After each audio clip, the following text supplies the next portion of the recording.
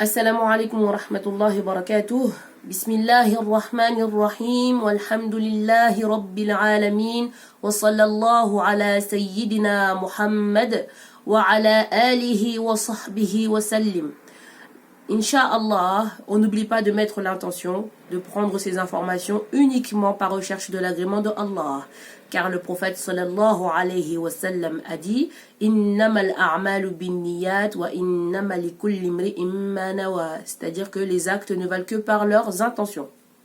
Donc Inch'Allah, aujourd'hui je vais vous parler, je vais vous donner quelques conseils, astuces ou méthodes pour pouvoir travailler lorsque l'on est seul à la maison, pour pouvoir travailler le Coran lorsque l'on est seul à la maison.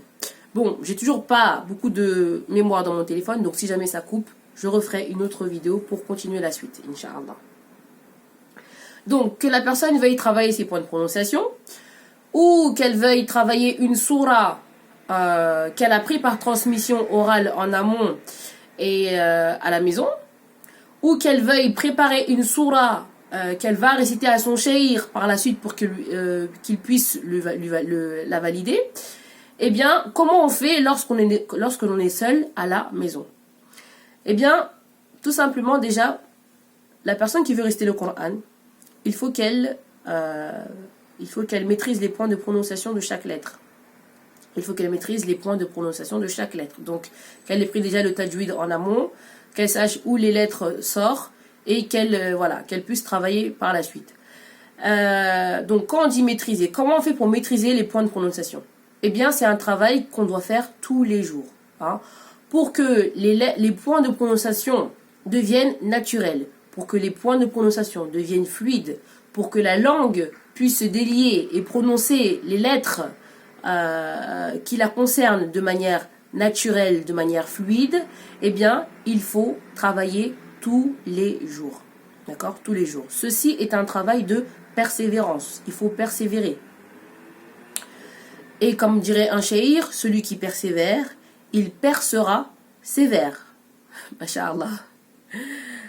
Donc, et il faut également maîtriser les voyelles.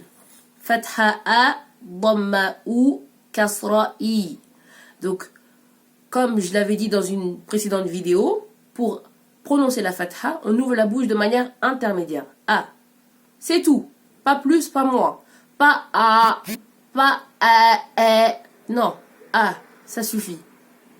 Pour prononcer la Dhamma, on pousse les lèvres vers l'avant. On fait un dôme shafatain. Ouh. Et pour prononcer la Kasra, eh bien, on va abaisser la mâchoire. I, tout simplement. Donc cet effort d'articulation, il faut le faire. D'accord? Lorsque l'on récite le Coran, il faut le faire. Si je dis A'udhu billahi minash shaytanir rajim. Est-ce que c'est pareil que A'udhu billahi minash shaytanir rajim? Non. A'udhu billahi minash shaytanir rajim. C'est pas du tout pareil. D'accord? Donc il faut faire cet effort d'articulation. Et Inch'Allah, à force de le faire, on prend l'habitude et après on récite le Coran de manière... en tout cas, on articule le Coran de manière naturelle parce qu'on a travaillé auparavant. Donc ça, c'était le premier conseil, première astuce. Appelez-le comme vous voulez, il n'y a pas de souci. Deuxième conseil, eh bien, l'écoute. Il faut beaucoup écouter le Coran. Car le fait d'écouter, eh bien, ceci va améliorer l'ouïe de la personne. Ceci va développer l'ouïe de la personne. Et en plus, dans le Coran, mashallah, il y a de la baraka. Et le fait d'écouter le Coran en ayant mis l'intention dans son cœur, c'est-à-dire d'écouter le Coran par recherche de l'agrément de Allah, eh bien, la personne elle a des récompenses. Donc, mashallah. Donc, le fait d'écouter le Coran, ça va améliorer l'ouïe de la personne, ça va développer l'ouïe de la personne. Et si l'ouïe de la personne se développe et s'améliore, eh bien lorsqu'elle récite seule chez elle, elle peut entendre ses erreurs. Elle peut entendre ses erreurs. Donc le fait d'écouter inconsciemment, ça ça habitue l'oreille à écouter les bonnes prononciations et à aussi avoir un certain rythme pour pouvoir réciter le Coran. Donc ça aide beaucoup, beaucoup, beaucoup, beaucoup. Exemple, si une personne, elle veut travailler la Fatiha, eh bien qu'elle écoute beaucoup la Fatiha. Masha'Allah. D'accord? Qu'elle n'oublie pas l'intention pour avoir les récompenses. Mais qu'elle écoute beaucoup la Fatiha, ceci va beaucoup l'aider. D'accord? Et, Masha'Allah, la Fatiha, c'est la meilleure des souras du Coran. Hein? C'est la Fatiha est une sourate qui est éminente. Masha'Allah. Et parmi les piliers de la prière, eh bien, il y a la Fatiha, la récitation correcte de la Fatiha. Donc, et nous savons que, masha'Allah, la prière, c'est la meilleure des œuvres de par les actes.